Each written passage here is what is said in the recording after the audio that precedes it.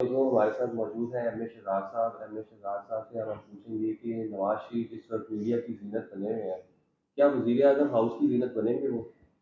जी बिस्मिल्लाह जी, बिस्मिल्लाह जी। अस्सलाम वालेकुम। बड़ा अच्छा आपका सवाल है और मैं तो 1.5-2 महीने से ही कह रहा हूँ कि नवाज शरीफ साहब 21 अक्टूबर को वो आएंगे और वो आ गए। मैं कहा पुरतबाक इस्तकबाल होगा, जिस तरह वो चाह रहे थे कि जनाब बेनज़ीर भुट्टो शहीद की तरह हो, जैसे इमरान खान ने ग्राउंड बड़ा मीनार पाकिस्तान उस तरह मेरा भी भर। भाई वो 90 की दिहाई थी, ये 21वीं सदी है। 21वीं सदी में पॉपुलेशन इंक्रीज हो गया है, 25 करोड़ हो गया है। पहले के 90 की दहाई वाले जो लोग थे उनके ज़हन इतने खुले नहीं थे। इमरान खान साहब ने लोगों के अवाम के ज़हन खोले, उन्हें बताया फंडामेंटल राइट्स क्या होते हैं, ये वो। और आज इमरान खान साहब अडियाला यूनिवर्सिटी में सिर्फ खड़ी हो जाए तो पूरी पाकिस्तान की दुनिया और पाकिस्तान की अवाम हो और ओवरसीज पाकिस्तानी उनको देखेंगे। तो ग्राउंड पहले इतने से भरे जाते थे, अब इतने बड़े ग्राउंड भरने की जरूरत है। तो खैर वो तो आ गए हैं, होमवर्क किया उन्होंने, बाहर के मुल्क से जनाब नवाज शरीफ आ गए हैं सर्टिफिकेट्स लेके, और वर्ल्ड कप के दौरान में आ गए। जो पोजीशन वर्ल्ड कप में मुल्क पाकिस्तान की है वही पोजीशन जो है इस वक्त नवाज शरीफ साहब की है। गो के जैसे हिंदुस्तान कहता है मिला के सब टीमों को और वो कप ले जाना चाहता है, इसी तरह जो है जनाब मियां मोहम्मद नवाज शरीफ साहब भी सबको मिलाएंगे और वो अपनी सदारत में बैठे या वजारत उज़्मा में बैठे, वो जरूर बैठेंगे। और एक बात और बताता चलूँ, अगर नवाज शरीफ साहब सदर पाकिस्तान आते हैं तो वजीर आजम जो हैं आएंगे जनाब शहबाज शरीफ साहब। और अगर नवाज शरीफ साहब आ जाते हैं वजारत उज़्मा में तो जिस तरह वो पहले बोल्ड हो जाते थे बोल से, तो फिर वो बोल्ड हो जाएंगे। तो इसलिए इस वक्त जो है बरतानिया से डिग्री लेके आए, तो वो मेरा जो अपना माइंड है मैं समझ रहा हूँ ज़्यादा कि 51% उनकी सदारत का है, कह लें कि जनाब सदर पाकिस्तान बन सकते हैं, 49% इनका वजारत उज़्मा का है। लेकिन दोनों में से उन्हें आना ही आना है जी। इमरान खान साहब अवाम के दिलों से बाहर नहीं निकल रहे, क्या जेल से बाहर निकलेंगे? और अगर जेल से बाहर निकलेंगे तो क्या पाकिस्तान से भी बाहर निकलेंगे? ये अच्छा सवाल है। बात यह है कि इमरान खान साहब की कुछ जदादे बाहर नहीं है, वो बाहर जाएगा, बाहर उधर बैठेगा। ये गैरतमंद इंसान है, वो ये भी नहीं चाहेगा कि जी मैं उधर अपने बेटों के पास जाऊँ। ये डिग्निटी वाले लोग, गैरत वाले होते हैं, ये ऐसे नहीं करते, ऐसे करने वाले लोग होते हैं। तो ये मैं नहीं समझता कि बाहर जाएंगे। हाँ, अब बात यह है कि ये पूछे कि जनाब ये साइफर केस में क्या होने जा रहा है। साइफर केस में सज़ा होने जा रही है, वो 5 से 7 साल तक हो सकती है। दूसरी चीज़, वो निकलेंगे कब? कुछ परसेंट चांस, ये कह लें 40% चांस है कि वो इलेक्शन से 1 महीना पहले आ जाए, लेकिन उसका नुकसान होगा। देखने वाले लोग, जो देखती आंखें सुनने वाले कान होते हैं, तो ये भी एक चीज़ है। लेकिन मैं ये समझता हूँ कि जो जफ़र को भी देखूँ तो इलेक्शन के बाद बाहर आ जाएंगे, वो बेल शेल हो जाएगी, लेकिन सज़ा जो है उनके उनके क्या कहते हैं हाथ पे लिख दी जाएगी, ये चीज़ है। तो लेकिन नेक्स्ट जो है ये एक चैलेंज भी है मेरा, मैंने किया हुआ था। अल्लाह पाक उनकी सेहत कामिला अजला मुस्लिमा दें, तो वो फिर जब भी वो बाहर निकलेंगे फिर वजारत उज़्मा के वो मजबूत उम्मीदवार होंगे, बशर्ते कि सेहत हो। और दूसरी बात ये है कि अब मैंने कहा था इन्होंने वज़ीर आज़म बनना है, और भाई उसी वक्त बनेगा ना जब वो अडियाला यूनिवर्सिटी से बाहर हो। तो उनको तो रखा ही अंदर है, तो वो कैसे वज़ीर आज़म बनेंगे?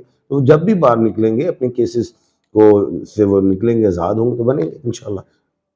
पीटीआई का वक्त मौलाना फजल रहमान से मिला है। मौलाना फजल रहमान को डीजल डीजल कहते थे, क्या कोई नई सफ बंदी का आगाज हो रहा है? नहीं, बात यह है कि पंजाब में तो 2 जमातें आ गई और तय कर लिया है कि किसी एक जमात को नहीं देना। ठीक है, तहरीक इस्तेकाम भी है और इधर नून भी है और इसमें पीटीआई भी है। अभी तो जनाब परवेज़ इलाही साहब अंदर है, नंबर 1। नंबर 2 जो है सिंध, उधर 2 जमातें मजबूत है। एमक्यूएम को सबको इकट्ठा करके एक पेज पे लाए गए ताकि पीपल पार्टी जो है, पीपल्स पार्टी, वो बन जाती है, बड़े बड़े ओहदे होते अपनी मर्जी से चलाते हैं मुल्क को, तो वहाँ पे 2 कर दी।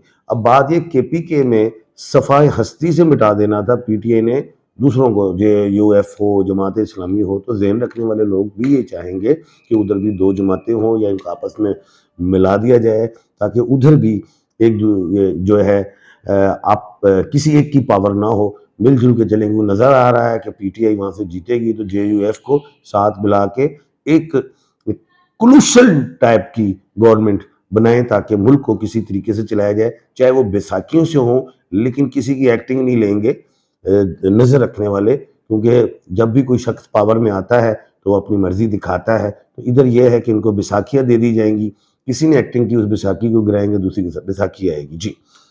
लेकिन ये हुकूमत जो भी बने, इतना अरबों खरबों रुपए लगेगा, ये 12-18 महीने से ऊपर वाली कहानी नहीं जी। इसराइल और हमास की जंग जारी है, कब तक जारी रह सकती है? ये अक्टूबर के महीने में इन्होंने जंग छेड़ ली। मैंने कहा था गालबन एक मेरा इसी महीने के शुरू के वीक में मैंने कहा था कि ये सूरज ग्रहण आ रहा है, इससे इसका बहुत बड़ा नुकसान होगा, ज़लज़ले भी आएंगे और जंगें भी होंगी। जिस आपने देखा अफगानिस्तान में मेरी पेशेंगोई के बाद ज़लज़ला भी आया और हमास और इजराइल का मामला खुल गया। इतने बुरे टाइम में जब आपने ये आपने नहीं यानी कि हमास ने जंग छेड़ी और इजराइल ने भी छेड़ दिया, तो इसके नताइज दूर तक होंगे। वर्ल्ड कप में पाकिस्तान का फ्यूचर तो नजर आ रहा है, फाइनल में किसका फ्यूचर देख रहे हैं? देखिए जी, इंडिया तो अपना सर धड़ की बाजी लगा रहा है और जो भी है, ये तो मैं ईस्ट और वेस्ट की लड़ाई देख रहा हूँ अब। ये मैचों की नहीं देख रहा कि फलां मुल्क की मैच की लड़ाई है, फलां की। ईस्ट और वेस्ट का मामला हो गया है। इंडिया ने अपने जो ईस्ट की जितनी भी टीमें थीं उनको अपने साथ कर लिया है कि जी मुझे जिताओ, तो सबकी उस तरफ नज़र है, प्रमोशन कर रहे हैं उससे।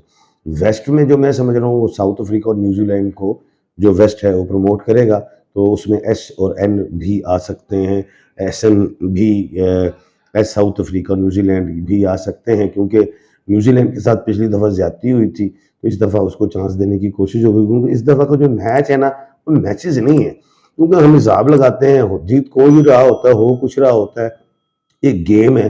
इस दफ़ा का पता नहीं कुछ सियासत ज़्यादा चल रही है, अल्लाह खैर करे जी। परवेज लाई का सियासी मुस्तकबिल कैसा देखते मैंने कहा था कि अभी एक बात मैंने की थी आज से कोई 7-8 महीने पहले, 9 महीने पहले, कि इमरान खान साहब की पार्टी में से जब ये 9 मई का मामला भी नहीं हुआ था, जिस पे पूरी कौम एहतजाज भी करती है कि वो करती है कि ये मामला नहीं होना चाहिए था, हमारे अदारे अपने हैं।